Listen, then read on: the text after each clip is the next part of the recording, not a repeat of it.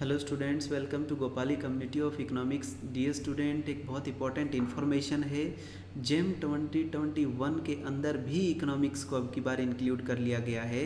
यानी policy maker को clear ये बात समझ आ गई है कि इकोनॉमिक्स को इस कंट्री में जब तक हम मल्टी डिसिप्लिनरी सब्जेक्ट नहीं यूज़ करेंगे तब तक इस सब्जेक्ट के अंदर से जो ब्यूटी है, जो एफिशिएंसी बच्चे इस कंट्री के अंदर योगदान दे सकते हैं वो नहीं आ सकती। क्योंकि पहले ये जब सिर्फ एक टीचिंग साइड का सब्जेक्ट रह गया था, लेकिन अब इसके अंदर जितने ब्रांचेस खुली है तो आगे आने वाले पीरियड के अंदर इस कंट्री के अंदर ये इकोनॉमिक्स का एक बड़ा योगदान होने वाला है, राइट।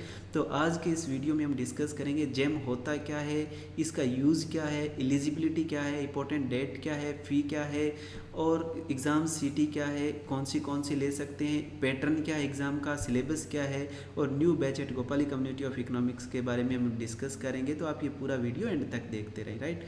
मेरे बारे में ये इन्फॉर्मेशन है। अगर और ज़्यादा इन्फॉर्मेशन लेनी है तो आप इस फेसबुक पेज पे जा कर के पूरा इन्फॉर्मेशन ले सकते हैं, ठीक है।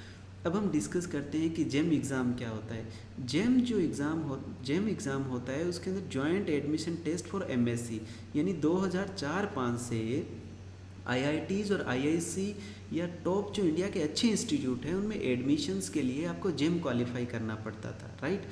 अब क्या हो गया है, अब की बार से जब से एक सिर्फ इकोनॉमिक्स ही और सब्जेक्ट इंक्लूड करवाया गया है तो इसको अब joint admission test for masters बोल दिया गया है, राइट।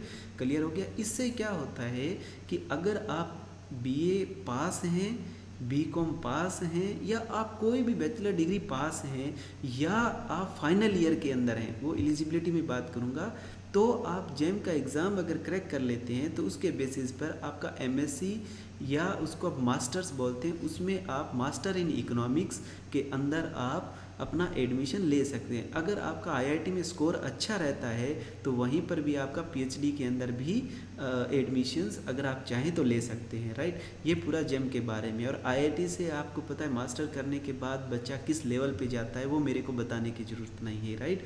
अब हम नेक्स्ट देखते हैं।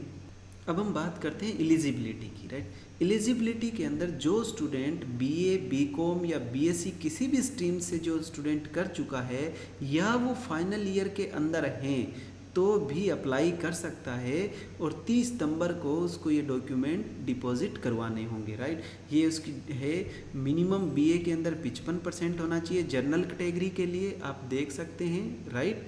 और जो रिजर्व कैटेगरी में है उनके लिए 50% होना चाहिए, राइट। ये इसका एलिजिबिलिटी क्राइटेरिया है। नेक्स्ट अगर हम डिस्कस करें इंपॉर्टेंट डेट के बारे में तो 10 सितंबर से इसका जो है वो रजिस्ट्रेशन स्टार्ट हो जाएगा, 15 अक्टूबर तक जाएगा। इसका एडमिट कार्ड 5 जनवरी को है।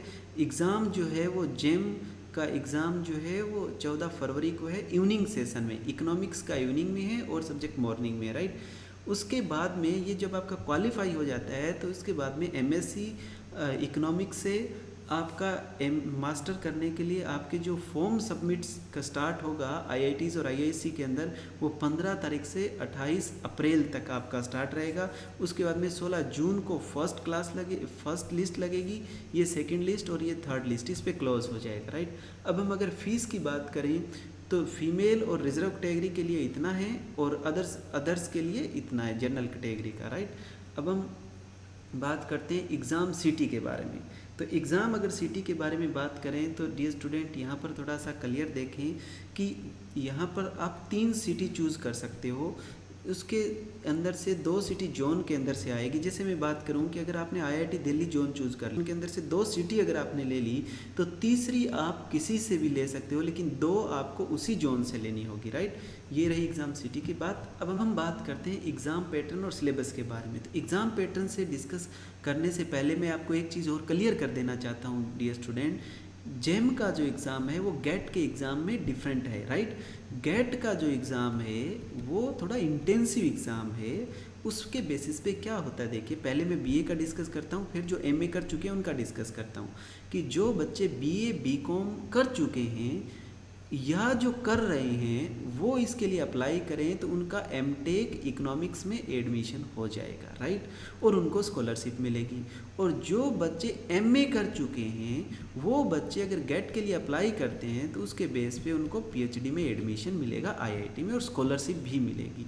लेकिन जो जेम का एग्ज़ाम है उनके ऊपर कोई भी आपको स्कॉलरशिप नहीं मिलेगी, वो सिर्फ और सिर्फ बीए बीकॉम या तो कर चुके हैं या जो स्टूडेंट कर रहे हैं फाइनल ईयर में उन्हीं के लिए हैं, यानी एमए वालों के लिए जेम नहीं है, राइट। अब हम एग्ज़ाम पैटर्न की बात करें तो इसके अंदर एग्ज़ाम पैटर्न में 3 सेक्शन होंगे, section 1, section B, section C, right. Section 1 में एमसीक्यू आएंगे, सेक्शन 2 के अंदर एमएसक्यू आएंगे, और सेक्शन 3 के अंदर सी के अंदर एनटी आएंगे। इसमें क्या चीज़ है, एनएटी आएगा, उसमें समझिएगा मल्टीपल चॉइस क्वेश्चंस, यानी उसमें 4 ऑप्शन आएगा, सिर्फ आपको एक ही पिक करना है। मल्टीपल सेलेक्ट क्वेश्चन, इसके अंदर आपको 4 ऑप्शन आएंगे, एक आंसर हो सकता है या 2 भी हो सकते हैं। एनएटी में न्यूमेरिकल आंसर टाइप क्वेश्चन, इसमें आपको सोल्व करके लिखना होगा, राइट, ये कंप्यूटर बेस्ड टेस्ट होगा। तो इसके अंदर हम देख लेते हैं टोटल जो क्वेश्चंस है वो इसके अंदर 60 क्वेश्चन आएंगे। सेक्शन ए के अंदर 30 क्वेश्चन आएंगे, राइट। 30 क्वेश्चन के अंदर 10 क्वेश्चंस तो आएंगे 1 नंबर के और 20 क्वेश्चंस आएंगे 2 नंबर के, तो ये हो गए 50 नंबर। ये पढ़ लीजिएगा, यानी 10 क्वेश्चंस 1 मार्क, राइट। अब हम दूसरे सेक्शन की बात करें तो यहाँ पर दूसरे सेक्शन के अंदर से 10 क्वेश्चंस आएंगे और 2-2 नंबर के आएंगे, तो ये हो गए 20, राइट। अगर हम तीसरे सेक्शन की बात करें तो यहाँ पर सी सेक्शन के अंदर 20 क्वेश्चंस आएंगे, जिसके अंदर 10 क्वेश्चंस 1 नंबर के होंगे और 10 क्वेश्चंस 2 नंबर के होंगे, तो टोटल ये 30 हो गया, टोटल 100 हो गया, राइट। अब जो एमसीक्यू है उसके अंदर ही सिर्फ नेगेटिव मार्किंग है, इनके अंदर कोई नेगेटिव मार्किंग नहीं है। अब हम अगर सिलेबस की बात करें तो ये सिलेबस है, बहुत बेसिक सा सिलेबस है, जो बच्चे की बेसिक अंडरस्टैंडिंग से जो पढ़ेगा, थोड़ा सा इसका टेक्निकल स्टाइल में क्वेश्चंस आएगा, बैकग्राउंड मैथमेटिकली, सपोज एग्जांपल देता हूँ, कंज्यूमर ऑप्टिमाइजेशन, लैग्रेंज थ्योरम से पूछेगा, या वो मान लीजिए थोड़ा सा उसका बैकग्राउंड जो रहेगा वो मैथमेटिकल अप्रोच से पूछेगा, राइट।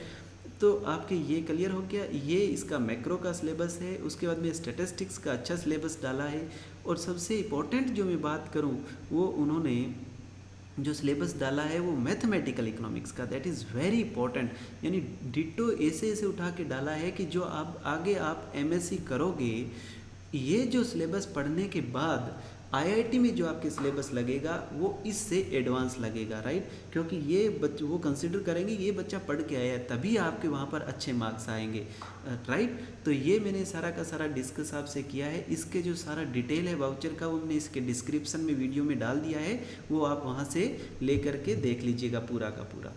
अब हम गोपाली कम्युनिटी के न्यू बैच के बारे स्टार्ट करें। डियर स्टूडेंट, जैसे गवर्नमेंट अलाउ कर देगी उसके बाद में मैं बैच जो है वो इसका स्टार्ट करूँगा, और उससे पहले मैं 1-2 चीज़ है वो डिस्कस कर देना डिस्कस करना चाह रहा हूँ, वो समझिएगा। क्योंकि बच्चे जो बीए बीकॉम के जो बच्चे हैं उनका इकोनॉमिक्स जो है वो यहाँ से जिस तरह से पढ़ते हैं एक ऑथर को सिंपली, और उनके बेसिक्स क्लियर होते नहीं हैं। तो मैं मेरी क्लास की बात बता रहा हूँ कि मैं 0 से स्टार्ट करूँगा।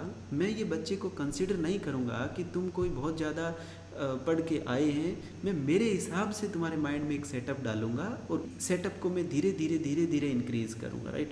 तो पहले तो मैं एक बात क्लियर करके दे रहा हूँ कि आप ये समझिएगा कि यहाँ पर आने का मीनिंग है कि आपकी इकोनॉमिक्स की स्टार्ट हुई है। जिस सेटअप में आईआईटी जो है वो तुम्हें जिस सेंस में इकोनॉमिक्स पढ़ा होने का वो आशा करते हैं तुमसे, उसी सेंस में मैं स्टार्ट करूँगा। एक दूसरा, मेरी क्लास के अंदर you must have to be regular, be careful about it। मैं जैसे नेट का कोचिंग देता हूँ, मेरी क्लास में पहले दिन जितने बच्चे होते हैं वही सिस्टम चलता है। जो बच्चा बीच में गड़बड़ करता है पैसे दे के बाहर निकालता हूँ। ऐसा क्यों करता हूँ? क्योंकि बच्चे मेरा जो पढ़ाई का स्टाइल है उसमें सारा का सारा एक स्टोरी है। मैं पहले दिन से स्टार्ट करूँगा, एक स्टोरी है, नेक्स्ट दिन उसका नेक्स्ट पार्ट नहीं, 15 दिन में जा करके वो स्टोरी पूरी होती है। अगर आप एक दिन बीच में नहीं आए तो सारी स्टोरी टूट गई। फिर तुम आए नहीं हो, मैं क्लास को टीच करूँगा, मेरा ध्यान तुम्हारे पर आएगा कि उस बच्चे को नहीं आता, ये नहीं चलेगा, ठीक है। हाँ, तुम पढ़िएगा, उसके बाद में देखिएगा कि लाइफ में कितना चेंज आता है, लेकिन you must have to be regular. ये मेरे लिए तुम रेगुलर रहोगे, हम एक स्टोरी लेके चलेंगे, उसको मैं 15 दिन में प्रूव करूँगा, मेरे को भी मज़ा आएगा जिस दिन ये प्रूव करूँगा, मैं जीऊँगा उसको कि बच्चों को कितना अच्छा लग रहा है। तो you must have to be regular, ठीक है। राइट। तीसरा, ये मेरे स्टार्ट करने से पहले मैं रजिस्ट्रेशन करूँगा, और रजिस्ट्रेशन में कोई फ़ीस नहीं है। मेरे को ये देखना है किन किन बच्चों को मैं मेरी कोचिंग के अंदर लूँगा, राइट। ये 3 जो है वो मेरी कंडीशंस रहेगी, आप अच्छी तरह से देख लीजिएगा, राइट। तो ये ज़्यादा से ज़्यादा वीडियो अपने फ्रेंड्स के अंदर, अपने कजन्स के अंदर शेयर करें ताकि उनको पूरा इन्फॉर्मेशन मिल सके, ठीक है। Thank you.